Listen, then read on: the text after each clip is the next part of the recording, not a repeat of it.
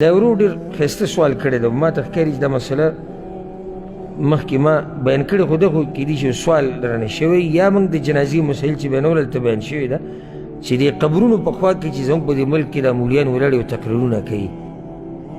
دا طریقه د رسول صلی الله علیه وسلم او د صحابه کرامو وه.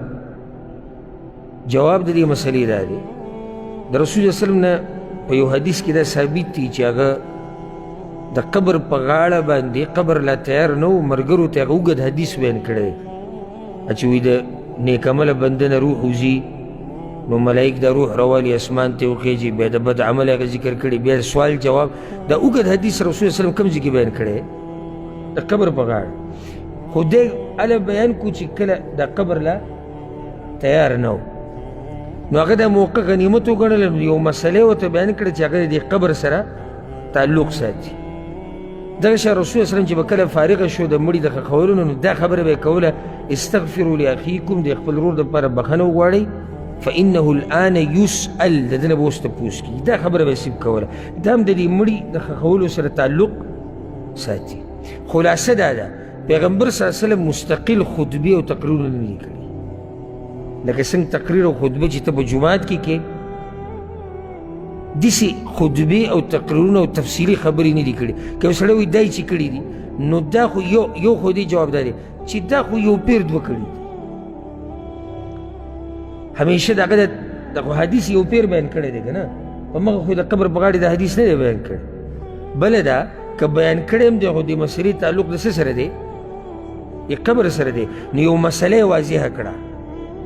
نو که اوس چېرته یو عالم د قبر په غاړه ولاړي او ویني چې دا خلک یو ناروا کار کوي، مسله یې بیان کړه، صحیح ده، ځکه چې تعلق یې دې سره دی.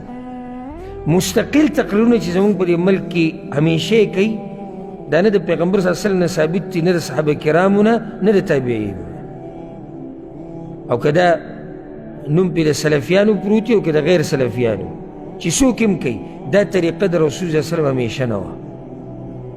ما راته وایي که نه، کله نا کله یو نیمځي کې یو عالم هم مختصر نصیحت. قبرونه د نصیحتونو د تقریرونو د اوږدو تقریرونو ځای نه دی، د اوږدو تقریرونو ځای نه دی. که چېرته مناسب یې وګڼله کله نا کله یو مختصر خبره د مسلمانانو ته وکړي، جدا خبره ده. بیا تر دې حدیث استدلال کولی چې رسول صلی الله علیه وسلم یو پیر دوه دا کار کړی. خو دا زموږ په ملکونو کې خو بلکل یعنې دې نه بغیر ما ته ښکاري چې مړی نه ښخوي، او د اول نه وایي چې زه به پلانې مولا راولم تقریر له، او زه به پلانې راولم. او بعض مولیان خو له منډه دې ته یعنې دواګانې کوي چې الله دې پکې څوک مړ کړي، یار دې کلي کې څوک مري نه، ځکه چې بیا پکې تقریر وي او پروګرام وي او غوړزیړي. نو حق ته به حق وایو او باطل ته به باطل وایو، غلطي ته غلط او صحیح ته صحیح. کار څوک کوي او کار څوک نه کوي. نو صحیح مسله دا ده چې مقبرې د اوږدو تقریرونو ځایونه نه دي. ولې؟ دلیل به څه دی؟ پیغمبر صلی الله علیه وسلم، صحابه کرامو، سلف صالحینو دا کار نه دی کړی. او که تقریر کې خلکو ته ځایونه ډېر شتي، موقع ډېرې شتي.